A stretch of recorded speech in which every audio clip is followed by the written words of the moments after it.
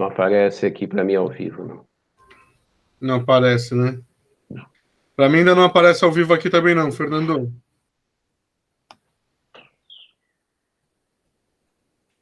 A galera tá falando que melhorou o áudio. Oi. O pessoal falou que melhorou. A transmissão já está ao vivo. Talvez tentem só atualizar e abrir a página de novo. Mas eu vou... Vocês me ouvem bem? Alô? Alô, alô? Agora aparece ao vivo. Ah, tá. Beleza, então. João e professores. Vamos ver se eles estão ouvindo bem agora. Tem essa mensagem aqui. João e professores e professoras, desculpem o transtorno inicial aí do áudio. Agora deu uma melhorada. Sejam todos bem-vindos e bem-vindas. E vamos lá, João, continuar? Desculpa aí por esse pequeno transtorno aí. Vamos ver se a minha voz sai para vocês aí. Agora quem está falando é o professor João. Se vocês estão ouvindo, né? Claro, vai no celular ou no computador de uma ou outra pessoa haverá diferenças, porque nem todos recebem da mesma maneira, mas se de maneira geral está saindo som, tá bom. Vamos recomeçar. Ok, muito obrigado. Quando eu interrompi, eu estava falando um pouco da história da educação física, né? Porque... Bom dia, professor João. Só um momento. Quando eu interrompi, eu estava falando um pouco da história da educação física, né? Porque... Bom dia, professor João. Só um momento. Quando eu interrompi, eu estava falando Isso. Aí, professor João, tá tranquilo a voz agora, eu acho que o senhor pode prosseguir tranquilo. Tá bom, então vamos lá, vamos continuar, tá bom? O pessoal está reentrando, né? Claro que a gente perdeu um bocado de gente, mas vamos lá. Então, só para resumir, né? Eu estava dizendo que a educação física ela foi inventada para ajudar os estados europeus a manter a ordem nas cidades, né? Que com a vinda das pessoas do campo para as cidades, a confusão era grande, né? Porque as pessoas trabalhando nas manufaturas, elas recebiam pagamento por isso. E aí, nas horas de folga, elas queriam lazer, queriam lúdico, né? Então, elas se dedicavam ao lúdico, ao modo delas. O que é o lúdico ao modo delas? O lúdico ao modo delas era beber, era fazer festa, era sexo, eram coisas que o Estado, que perturbava a ordem, né? No conceito do Estado. Então, eles não conseguiam dar conta disso. E foi nessa época que inventaram a educação física como uma disciplina destinada a disciplinar as pessoas, a higienizar socialmente a sociedade, né, nas cidades europeias. E então ela foi inventada exatamente numa época em que o lúdico causava transtornos. O lúdico nunca foi bem-vindo para as instituições, porque o lúdico escapa àquele controle. Tanto que a educação física inicial, os conteúdos iniciais da educação física eram ginásticas muito rígidas. Inclusive, elas foram usadas na Alemanha nazista para disciplinar a juventude, para formar os exércitos que obedeciam cegamente aos seus comandantes durante a guerra. Criou-se um fanatismo e essa ginástica chamada de hipercorrigida, que era o conteúdo básico da educação física, foi amplamente utilizada para servir a esse propósito, né? Então, tudo que não se queria era o lúdico, né? A escola tradicional, que persiste até hoje, ela repudia o lúdico. As crianças não podem brincar em sala de aula. Aprender é coisa séria, né? As pessoas têm que ficar fechadas dentro de uma sala, trancadas em carteiras, sem se comunicar. É uma pedagogia individualista, disciplinadora, com os alunos vigiados permanentemente, né? Mas quando criaram a educação física, embora destinassem à educação física esse conteúdo extremamente rígido, disciplinador, ela passou a habitar um espaço diferente do espaço da escola. A arquitetura é outra. A educação física sempre teve um espaço aberto, E tudo bem, o sistema educacional não ligava para isso, nunca prestou atenção nisso, né? Só se preocupava que a gente da educação física disciplinasse os alunos e fizesse com que eles adquirissem hábitos de saúde, né? Mas não consideravam também que a educação física é uma disciplina para ensinar as pessoas. Porque ensinar as pessoas era uma coisa de sala de aula destinada à pessoa. E essa pessoa não era um corpo, essa pessoa era a mente, era o espírito, né? A educação física foi fundada segundo uma concepção filosófica que persiste até hoje, segundo a qual nós somos uma entidade que habita uma matéria, habita um corpo. A sociedade sempre aceitou muito tranquilamente que assim nós somos divididos em corpo e mente, né? O verdadeiro eu, a verdadeira pessoa é mente, é espírito, né? E a parte perecível, a parte que vai morrer, a parte que vai desaparecer, né? A parte que é mortal é a matéria, é o corpo. Então a educação física não foi inventada para educar pessoas, foi educada para educar o corpo das pessoas, para disciplinar o corpo das pessoas. A educação das pessoas, das verdadeiras pessoas, era uma incumbência da sala de aula. Portanto, nós não fomos criados para lidar com o lúdico. E essa ideia de não incluirmos o lúdico na educação, inclusive na educação física, persistiu durante décadas. Quando eu era menino, que fazia educação física na escola, raramente havia uma atividade lúdica. E quando havia uma atividade lúdica, era algum jogo, um futebol, um futsal, um basquete, alguma coisa adaptada, né?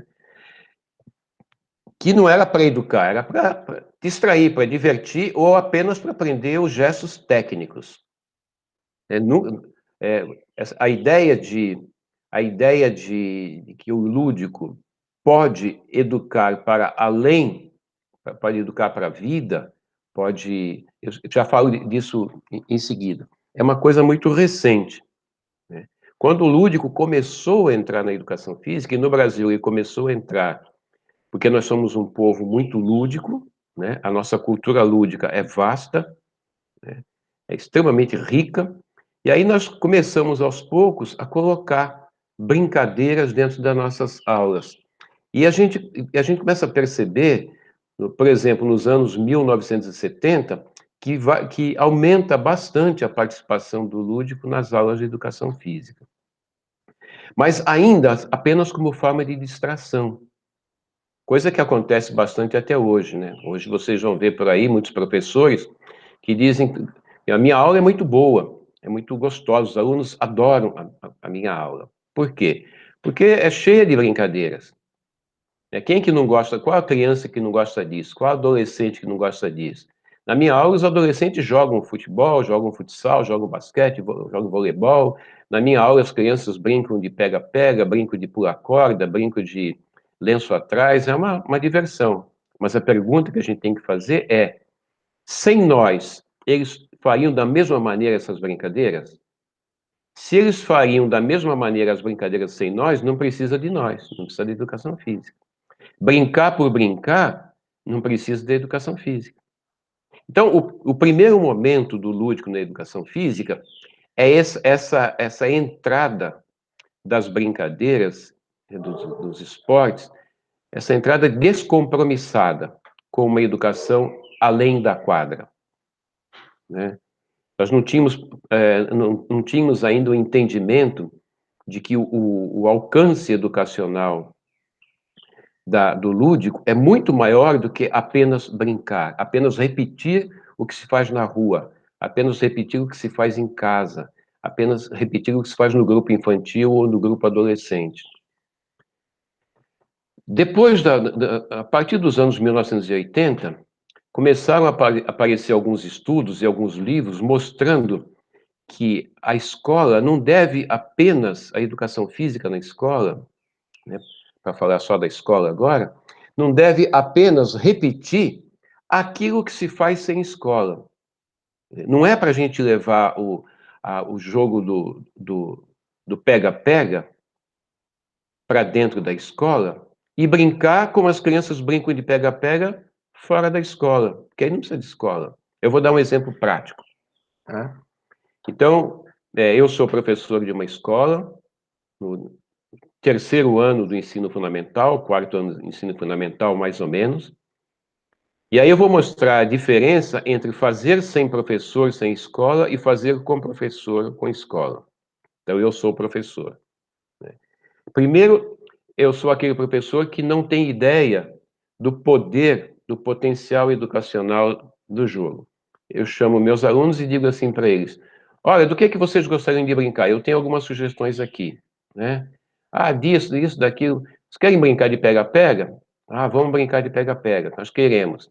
Tá bom, então, quem vai ser o pegador? Né? Então os outros são fugitivos. Então vamos brincar de pega. Qual o pega-pega que vocês preferem? O pega-ajuda. Tá bom, pode começar. Aí eles brincam. Querem brincar mais? Queremos. Brinca mais uma vez, brinca outra vez. Pá, terminou a aula. Brincaram meia hora, se divertiram um monte, estão suados, estão cansados, estão felizes. E podem ir embora para a sala de aula, para casa. Estão muito felizes.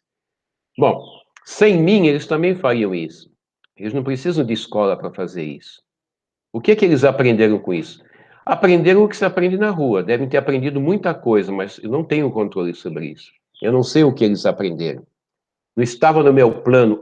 No meu plano só tinha: eu vou levar brincadeiras para os meus alunos brincarem. Não tinha outra coisa no meu plano.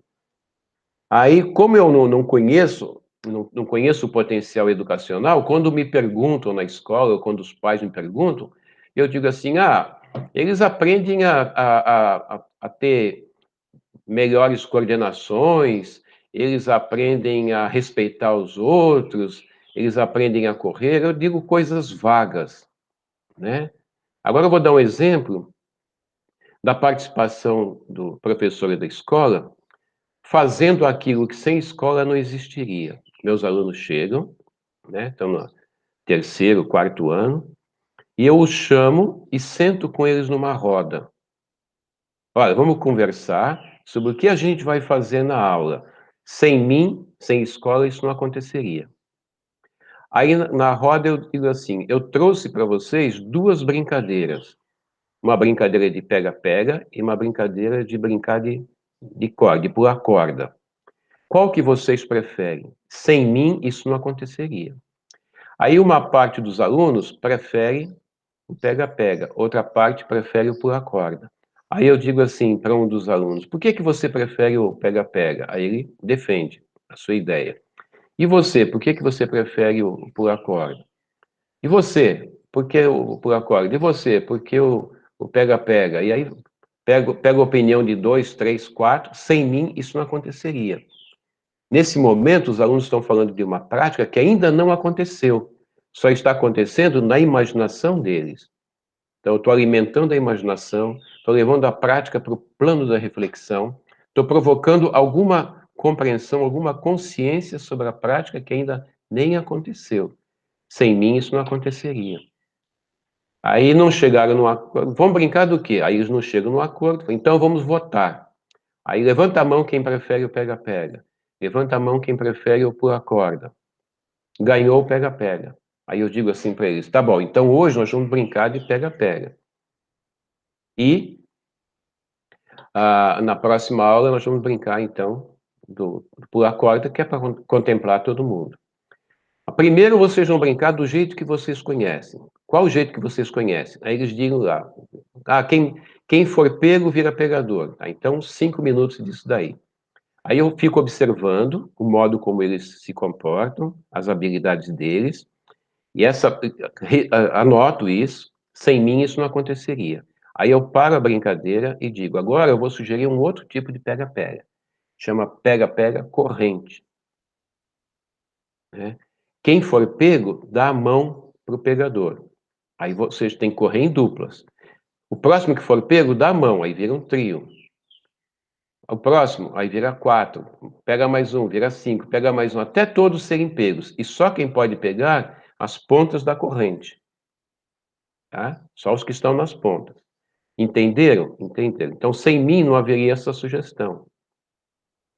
Aí eu pergunto, quem quer ser o pegador? Aí o menino mais rápido diz, eu quero ser. Por quê? Porque eu pego todo mundo. Tá bom, então vamos lá. Atenção, começou. Ele sai correndo e pega o que for mais fácil. Ou seja, pega o menino ou a menina que forem mais lentos. Aí dá a mão para ele. Nesse momento ele também vira o mais lento. E começa a ter dificuldade de pegar. E a partir daí eles só pegam os mais lentos. E não consegue pegar mais ninguém. Todo mundo foge, se diverte e tem lá meia dúzia que não consegue pegar mais ninguém, né? Aí, como é que faz? Aí eu paro a brincadeira e digo assim para eles, vou dar alguns minutos para vocês que são pegadores, achar um jeito de pegar melhor. Sem mim, isso não aconteceria. Tá certo? Aí eles conversam, quando eu passo lá, eles estão riscando no chão e eu pergunto para eles, o que é isso aí? É o nosso plano para pegar todo mundo. Ah, é? Que plano é esse? É o plano alfa, professor. Sem mim, isso não aconteceria. Eles estão refletindo sobre as ações. Ações de quê? Ações de cercar, de se aproximar, de escolher quem vai ser pego. Então, eles estão começando a ter alguma consciência daquele espaço que eles estão ocupando, estão construindo coletivamente uma estratégia, né? Eles estão decidindo estratégias de quem pegar, de quem escolher para ser pego, de que espaço ocupar. Então, são consciências sobre espaço, sobre tempo, sobre cooperação. São coisas riquíssimas, que sem a escola, sem o professor, não aconteceria. Tá, então vamos para a prática, vamos voltar a brincar, ver se funciona. Eles voltam e pegam todo mundo. Aí eu faço uma roda de conversa, né? E a gente conversa sobre isso. Nessa roda de conversa, eu vou fazendo perguntas. Por que vocês escolheram isso? Por que vocês fizeram aquilo? Então, eu trago de novo para o plano da reflexão as ações deles. A brincadeira de pega-pega termina, mas aquilo que veio à consciência nunca mais terminará. Se transforma em matéria, né, em conhecimento consciente, que servirá para outras situações de vida. É isso, essa é uma das grandes diferenças. Uma das grandes diferenças entre brincar, né, com responsabilidade, com objetivos pedagógicos, e brincar sem esses objetivos. No segundo caso, sem escola não aconteceria. O primeiro caso, tanto faz ter escola ou não, as crianças brincam do mesmo jeito.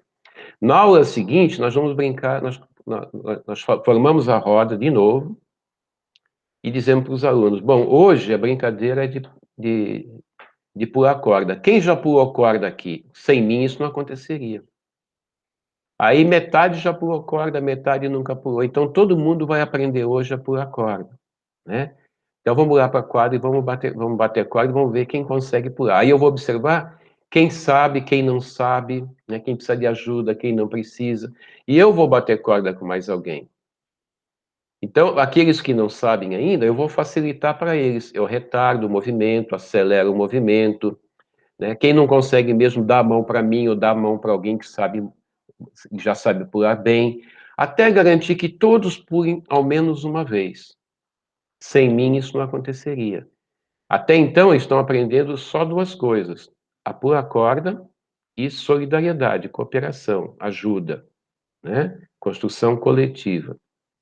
Aí eu digo assim para eles: agora a gente vai pular corda da seguinte maneira: a pessoa entra, pula uma vez e sai. Aí o próximo entra, pula uma vez e sai.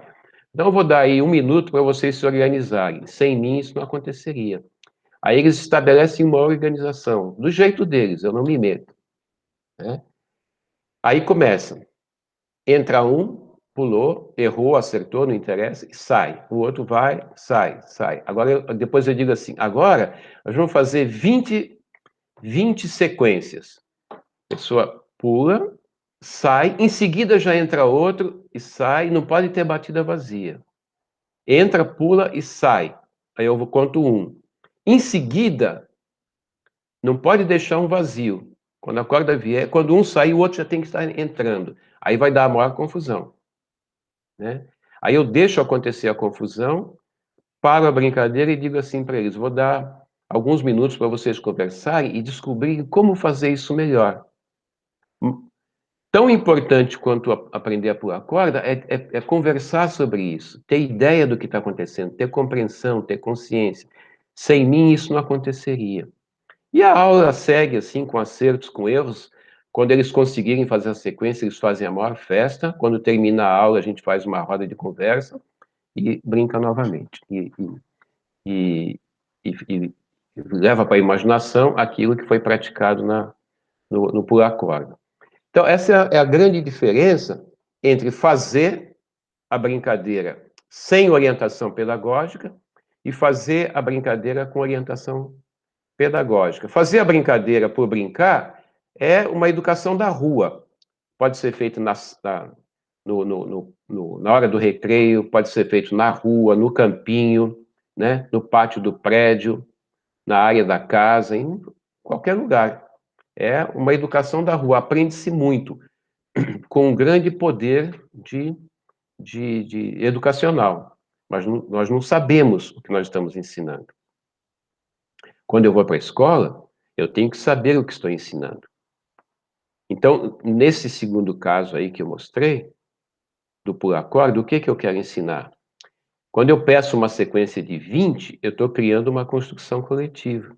Eu fiz um plano de ensinar cooperação. Os alunos ou cooperam, ou se colocam em ordem, ou se organizam, ou eles não conseguem fazer. Não se trata da habilidade individual de pular corda, mas da habilidade do grupo. E como eles tiveram a oportunidade de conversar sobre isso, de traçar os planos deles, eles podem terminar a aula com um ganho de noção de cooperação. A brincadeira de pular corda terminou, mas o conhecimento de cooperar não terminou. Ele pode ser utilizado na vida. Essa é uma aula em que a matéria não cai na prova, cai na vida.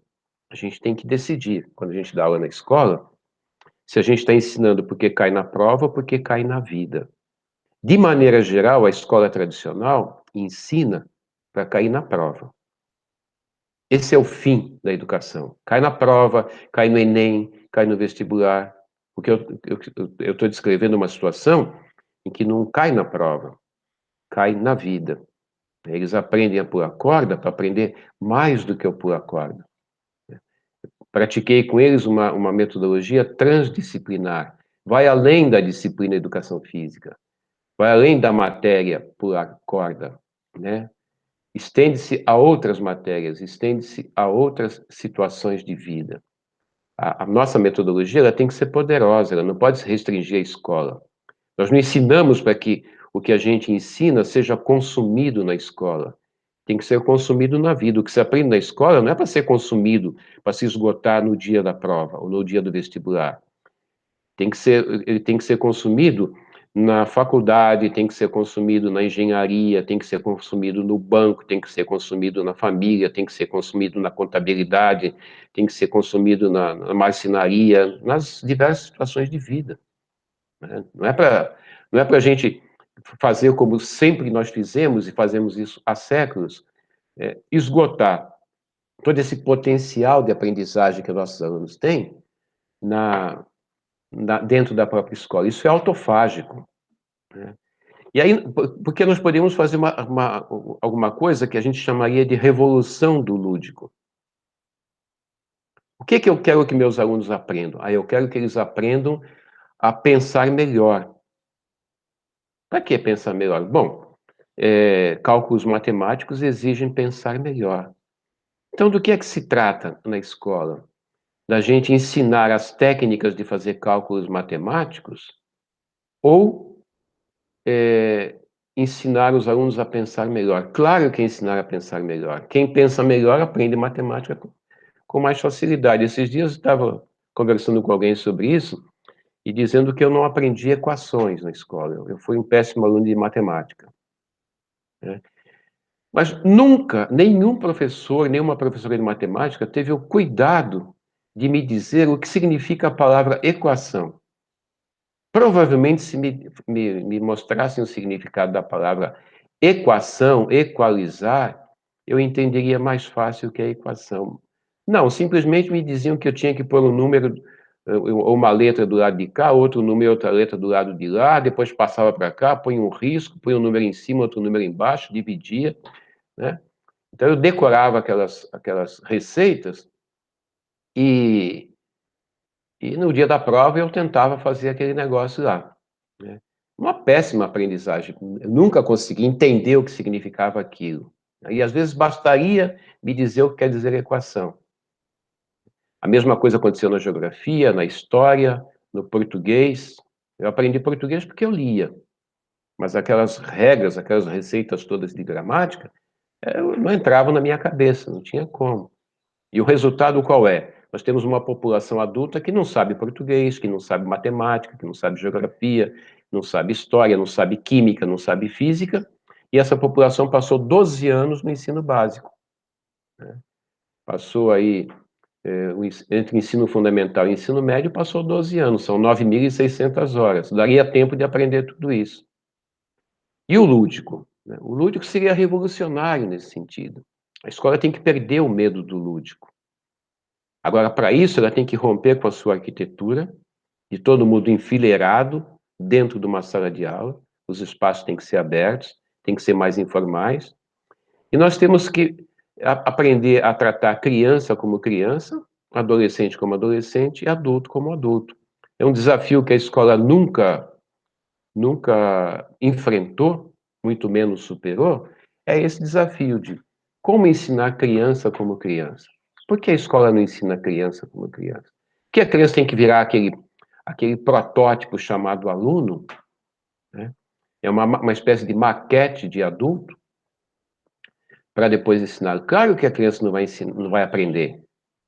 Ela não é aquilo, né? Por que ela aprende tão facilmente as suas coisas, as coisas das suas brincadeiras?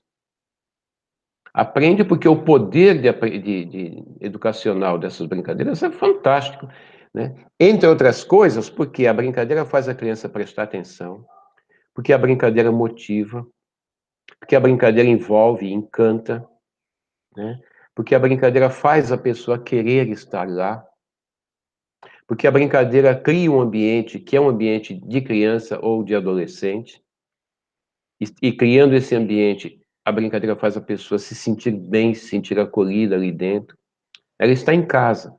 Quando a criança brinca, ela está em casa. Então, se o método, né, eu não vou falar de metodologia, eu vou falar de método. Se o método que é usado pelas crianças para aprender as brincadeiras, as suas brincadeiras, fosse transposto por uma metodologia escolar, provavelmente a criança aprenderia matemática, português, química, física, tudo isso. Que método é esse? Olha, nunca ninguém aprendeu alguma coisa se não prestasse atenção nessa coisa. Por que raios uma criança vai prestar atenção, ou um adolescente tem que prestar atenção na química, com um professor lá na frente falando sobre química, né? A menos que a química fosse lúdica. Como que a química poderia ser lúdica? Transformando os alunos em pesquisadores, por exemplo. A pesquisa científica é uma atividade lúdica, além de ser uma atividade de trabalho, né? Então, a nossa ideia é que a educação física ensine alguma coisa para o sistema educacional. Ensine o poder gigantesco que o lúdico tem de ensinar, né? Nisso, a educação física saiu na frente. Nisso, a educação física saiu na frente. Nesse quesito, nós temos alguma coisa para ensinar para a educação, né? Quando nossas crianças brincam com a gente, elas aprendem as brincadeiras que elas têm que aprender, né? Deixa eu ver que horas são agora aqui, são 8h51. Tá tudo bem por enquanto, Francisco? O povo que está no YouTube, está chegando bem o som, está chegando bem a imagem? Tá tudo em ordem? Tudo ok. A gente já pode abrir uma pergunta se você quiser, João. Tá, já foi bastante tempo, já tem muita gente colocando coisas, eu já comecei a ficar preocupado aqui, porque tem muita coisa, e a gente acaba não atendendo as pessoas. Fica tranquilo. Então, vamos lá. Bom, realmente tem bastante questionamentos aqui. Como vocês preferem, Francisco? Preferem que eu leia aqui ou vocês selecionaram as questões? Então, eu dei uma selecionada aqui, né? E a turma agradece bastante aí as colocações, os pensamentos, as reflexões, né? E até teve um aqui, o Heraldo Simões Ferreira. É mais difícil em ser João Batista Freire? Essa pergunta achei bastante interessante, João. A galera, os professores elogiaram bastante a fala, né? A reflexão, mas essa aí eu achei... Você pode repetir? O Heraldo é meu amigo, por isso que ele fala essas coisas. Ah, é? O que é mais difícil em ser João Batista Freire? Não, eu não sei dizer. Todos nós somos diferentes uns dos outros, né? Uhum. Então, mas isso aí, eu vou responder para o Heraldo, né? Já que ele é tão gentil, né? Uhum. Uma das coisas menos respeitadas no sistema educacional é a diversidade. Sim. Quando nós olhamos para uma multidão de pessoas, nós não temos dúvidas de dizer que todos são pessoas. Se nós olharmos uma multidão de cachorros, nós não temos dúvida de dizer que todos são cachorros. Mas se nós chegarmos perto e olharmos os detalhes, vai ter cachorro que parece mais com rato do que com um cachorro. E nós não temos dúvida de que é cachorro. O conjunto da obra diz que é um cachorro. Quando nós olhamos as pessoas no detalhe, chegando perto delas, nós vamos verificar que nenhuma se parece com a outra. Todas são muito diferentes entre si, né? Por que se dá a exclusão nos sistemas educacionais e nos vários espaços sociais? A exclusão se dá por causa das diferenças. E olha que contradição. Alguém está dizendo que eu estou sem som aí. Está travando, mas aí é a internet de cada pessoa, né? Isso. Aí é do YouTube, Então, olha a contradição. Todas as pessoas são diferentes umas das outras. Mas as pessoas são excluídas por causa das suas diferenças. Que diferenças são essas, se todos somos diferentes? As diferenças mais acentuadas e as diferenças que na cultura das populações foram diferenças repudiadas. Por exemplo, a exclusão de negros. Por que a exclusão de negros? Né? Porque os brancos se sentem superiores? Sim. Por que os brancos se sentem superiores? Porque as nossas sociedades sempre foram escravocratas. E o fim da escravidão é recente. Em alguns lugares ele ainda existe. Né? Então, porque os negros, durante séculos, foram escravos dos brancos, os brancos continuam achando que são superiores. Então, eles excluem negros. Outro tipo excluído, mulheres. Só em 1979, né, as confederações permitiram a formação de times de futebol femininos. As mulheres, até hoje, em boa parte do mundo, são excluídas de quase tudo. Por quê? Porque o patriarcado considerou, né, com a fundação do patriarcado, a mulher passa a ser considerada uma propriedade do homem. Uma propriedade e uma criatura inferior. Os deficientes, por serem incapazes de fazer certas coisas, mas não outras, né, a gente só vê as incapacidades e não as capacidades. Então, os deficientes são excluídos. Os que têm opções sexuais diferentes, os que têm identidade de gênero, né, diferentes do padrão branco, do padrão convencional, europeu, né, dominante, patriarcal. né, os gays, etc., os trans, os gays, por que são excluídos? Porque eles afrontam o padrão machista, né, o macho branco peludo. E aí nós vamos excluindo todas as coisas que, né? E a educação física, por exemplo, quando eu fiz vestibular para educação física, quem não conseguisse correr muito, saltar muito, se pendurar muito na corda, etc., não entrava.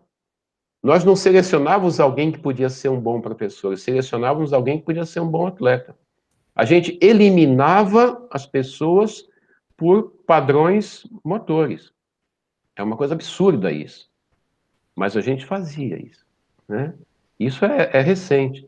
Eu tive que, na faculdade de Educação Física, eu cheguei a dar aula de metodologia da pesquisa e tinha uma classe masculina e uma classe feminina.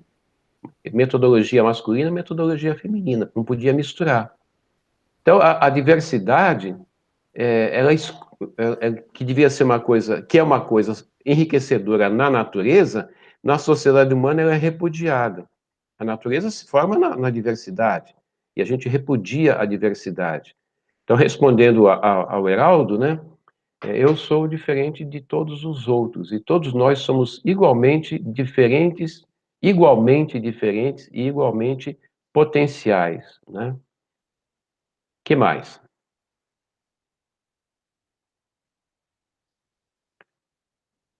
Que mais você tem aí, Francisco, para nos... Alô, Francisco? Francisco? Olá, olá, João, estou aqui, só um minutinho só. Tem bastante questões, João, mas eu vou selecionar aqui.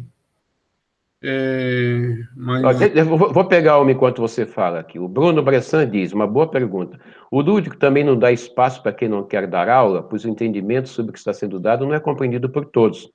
Claro, o Bruno fez uma boa pergunta, eu vou responder a pergunta dele. Eu dei 2 exemplos, o exemplo do professor que faz a criança brincar por brincar, e o exemplo do professor que faz a criança brincar dentro de um plano de ensinar a brincadeira e além da brincadeira. Esse que faz a criança brincar por brincar, nessa categoria entra o pessoal do rola-bola. Você dá uma bola e manda os alunos se virarem. Brinca quem quer, ué. Ou um jogo de queimada lá para as meninas, né? Futebol para os meninos, queimada para os meninos. Brinquem à vontade, não há compromisso. Um compromisso planejado de ensinar cooperação, de ensinar...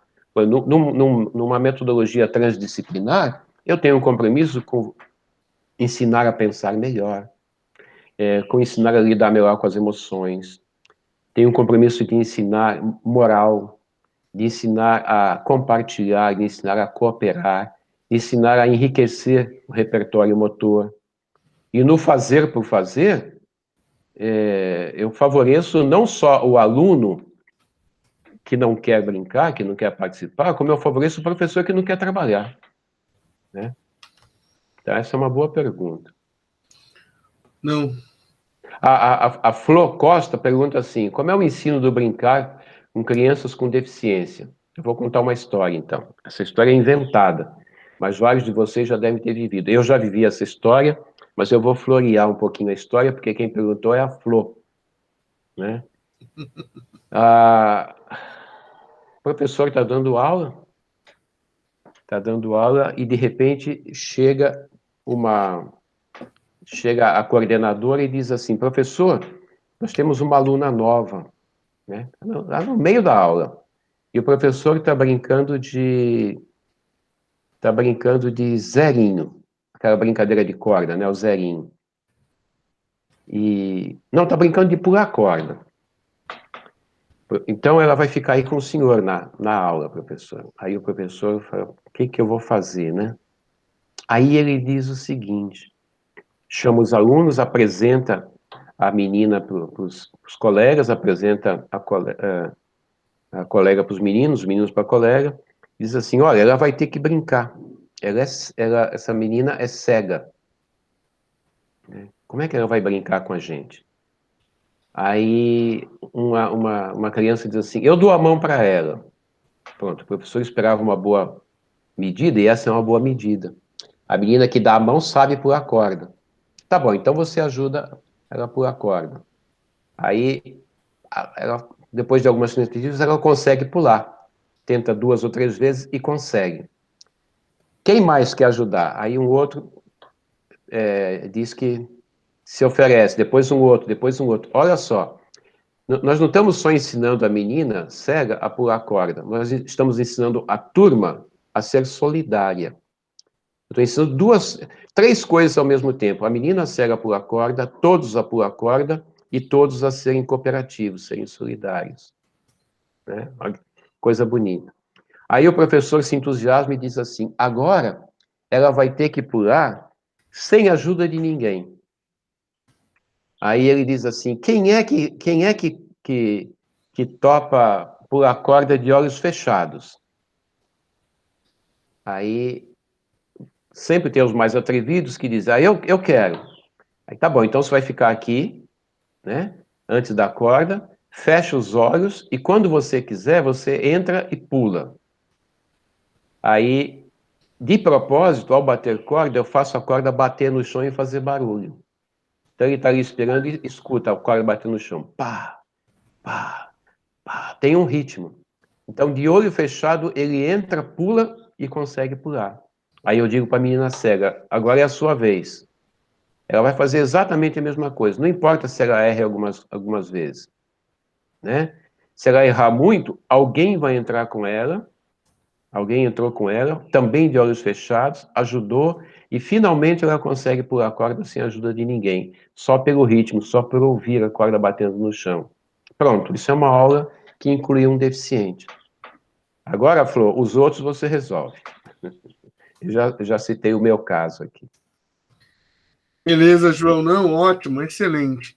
Ó, deixa eu selecionar mais uma pergunta aqui.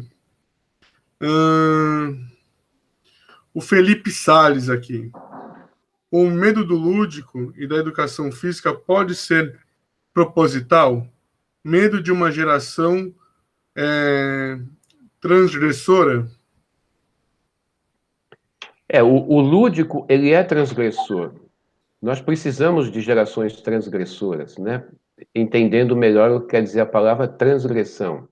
Não só nós temos que transgredir, como nós temos que subverter ordens. Né? Imagine, por exemplo, nenhum de nós tem dúvida que o Isaac Newton foi uma das pessoas mais geniais de toda a humanidade. Uma pessoa extremamente genial. Esses dias eu assisti na série Cosmos, assisti um vídeo, um documentário, uma animação sobre Isaac Newton. Genial, fantástico. Era impressionante o que esse homem era capaz de fazer. Quando o Einstein formulou a teoria da relatividade, ele transgrediu conceitos da teoria newtoniana. Com toda a sua genialidade, o Newton não tinha conseguido cobrir todos os campos da física. O Einstein foi lá, transgrediu, mudou coisas do Newton e acrescentou novos conhecimentos. Aí veio a física quântica, também fez a mesma coisa e assim por diante. Nós fomos caminhando. Sempre que alguma coisa, um conhecimento novo é produzido, ele transgrediu algum conhecimento que já existia. Por exemplo,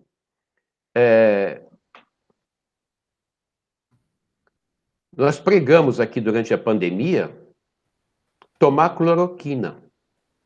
Tomar cloroquina para o Covid-19 é reacionário, não é transgressor, é voltar aos tempos quase que do curanderismo.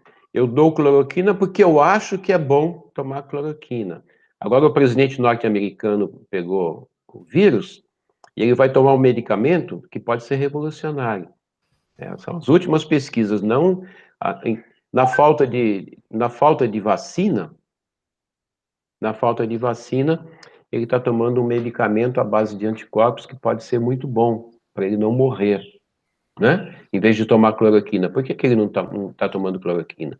Porque não tem sentido cientificamente. Já tem um remédio novo, né, que ele está tomando, que é um remédio que transgride essa ideia estúpida de que temos que tomar cloroquina ou temos que tomar urina, sei lá o quê, para poder sarar do Covid. Então, o lúdico, ele tem essa característica interessantíssima de ser transgressora. Não só transgressora, mas de ser transgressora. Pegar, por exemplo, um jogo de futebol. O grande drama dos técnicos de futebol. Durante um jogo de futebol, o futebol como esporte e esporte como jogo, ele tem como fundamento a imprevisibilidade. É um dos grandes fundamentos do jogo, é a imprevisibilidade. A gente não sabe o que vai acontecer. Então, o que vai acontecer é quase sempre uma surpresa. Quem é o melhor jogador? Aquele que lida melhor com o novo, com a surpresa. Como é que ele lida com a surpresa? Criando alguma coisa. Né? Então, de repente, aparece um jogador que é capaz de criar. Diante do inusitado, diante do imprevisto, do novo, ele cria alguma coisa nova. Por exemplo, apareceu agora no Barcelona um jogador chamado Ansu Fati, que deve ter uns 17, 18 anos, que é capaz de criar um novo. Né? O técnico do Real Madrid tem um medo enorme, de colocar o Vinícius Júnior no time do Real Madrid, porque o Vinícius Júnior é muito lúdico. Ele lida muito fácil com o novo, com a surpresa, mas ele é de difícil controle. E o jogador burocrático é de fácil controle. Então, um técnico como o técnico do Liverpool, ele não teria problema com o Vinícius Júnior, provavelmente. O técnico do Real Madrid, que é mais formal, mais tradicional, ele tem medo do lúdico. Então, os professores muito tradicionais, eles têm muito medo do lúdico. Né? Uma parte dos professores da educação física não tem medo do lúdico. Lida bem com a transgressão, lida bem com outros tipos de ordem e lida também muito bem com a desordem. Nós temos que aprender a lidar com a desordem. Não é bagunça, é desordem. Entendeu?